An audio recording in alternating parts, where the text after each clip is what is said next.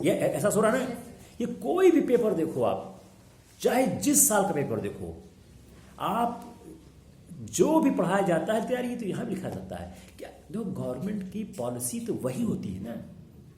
चाहे महिलाओं को लेकर, भाई गवर्नमेंट की मेन पॉलिसी 2-3 तरह की है, स्वास्थ्य को है, गरीबी को है, महिलाओं को है, ठीक है। तीन पॉलिसी है। महिलाओं में आप जोड़ दो, SC ST को भी जोड़ दो, तो एक क्या हो गया, कमजोर तबके के लिए हो गया, जिसमें SC ST OBC हैंडीकैप और लेडीज आ गई। दूसरा क्या हो गया, स्वास्थ्य के लिए हो गया, जिसमें पूरी कायनात आती है। और तीसरा क्या हो, गरीबी के लिए हो गया, जिसमें सब आते हैं। तो अगर इन तीनों पॉलिसी को ध्यान में रख के आप सरकार की नीतियों को एनालाइज करिए तो 1950 से आज तक तो एक ही है, कोई फर्क नहीं है।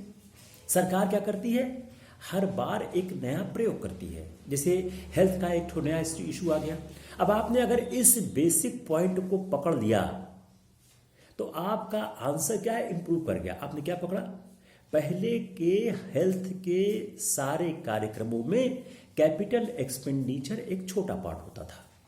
अब सरकार ने कैपिटल एक्सपेंडिचर के अलग से बजट बना दिया, उसमें 13,1300 जो भी करोड़ था रुपया डाल दिया। उससे क्या हो रहा है, एक इंफ्रास्ट्रक्चर का विकास हो रहा है। सरकार वायरोलॉजी की इंस्टीट्यूट खोल रही है।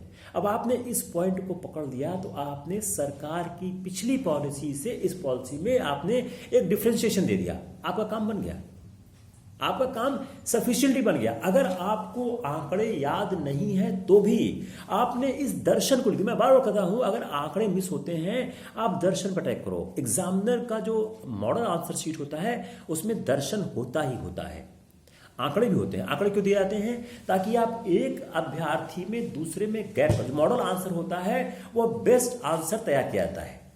तो ताकि अगर कोई अभ्यर्थी सब लिख गया तो उसको ज्यादा मिलना चाहिए ना। वाले आपने दर्शन लिखा था, आपको 6 मिलना चाहिए, किसी ने आंकड़ा उसको 7 मिलना चाहिए, किसी ने दर्शन में लिखा, आंकड़ा लिखा, उसको पीछे से जोड़ उसको 8 मिलना चाहिए।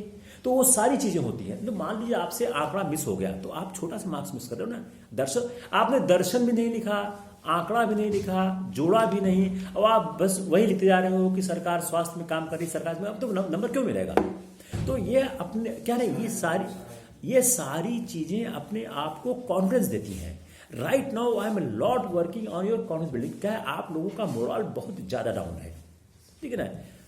इन 3 लड़कियों के साथ क्या है, एक ट्रेजेडी है, वो परेशान करती है, ठीक है ना। प्रशांत के साथ क्या है, बच्चे हैं, पत्नी है, घर में साथ वो लड़ रहे हैं, तो इनकी अलग समस्या है, ठीक है। आपके साथ, मेरे साथ समस्या क्या है कि बहुत बात की, हमारे रिजल्ट से ज़्यादा मुझे जानने वालों के इच्छाएं परेशान करती हैं। नहीं, क्या प्रीलिम्स फेल बंद होना चाहिए। I am very much concern कि प्रीलिम का फेल्योर बंद होना चाहिए। Mains failure we can handle, first we stop the prelims failure. जब मैंने अपनी तैयारी शुरू की थी तो पहला ही डिसीजन था कि यार प्रीलिम्स में कोई इफ एंड बट नहीं होना चाहिए। इसीलिए मेरे में और लोगों में गैप क्यों था, कितना ये यार, इति तो शायद मुझसे भी आगे थी, इति का 120 सही होता था, उसका एक भी गलत नहीं होता था। मेरे भैया फिलोसफी थे, बोले 118 में सही होता था, लेकिन हिस्ट्री में 118 में सही हो सकता था, क्योंकि सवाल ऐसे आते थे। लेकिन ये 3 आदमियों की स्टोरी क्या बोलती है कि प्रीलिम्स को ऐसा सिक्योर करो कि प्रीलिम्स के बाद रिजल्ट देखना एक कवायद रह जाए।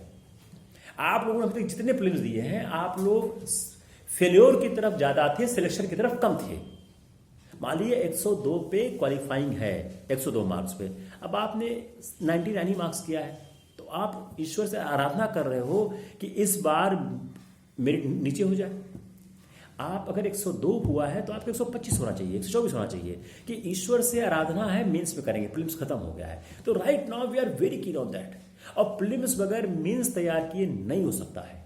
मैं इसको पता नहीं कितनी बार आप लोगों से कह चुका हूं कि जो भी आदमी, जिसे मैं अब देख रहा हूं न्यूज़पेपर में स्टार्ट हो गया है दुकानदारी का काम, कि 1 फरवरी से प्रीलिम्स बैच 15, आप लोग पढ़ रहे हो गए, वो सिर्फ बेवकूफ़ बनाने का धंधा है, उससे कुछ नहीं हो सकता है। एक जो अटॉर्नी जनरल ने स्टेटमेंट दिया है कि 1 महीने में, आपने पढ़ा होगा जो एक्स्ट्रा चांस में है, कि 1 महीने से ज़्यादा प्रीलिम्स की जरूरत नहीं है। उन्होंने जिंदगी में एग्जाम ही नहीं दिया होगा, क्योंकि 1 महीने में हो ही सकता है।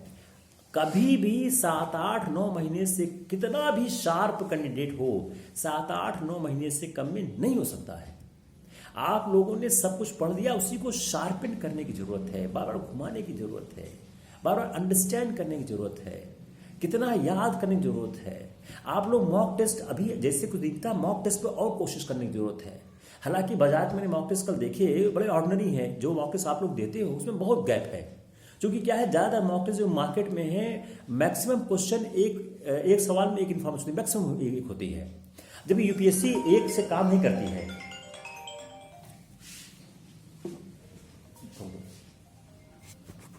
हेलो।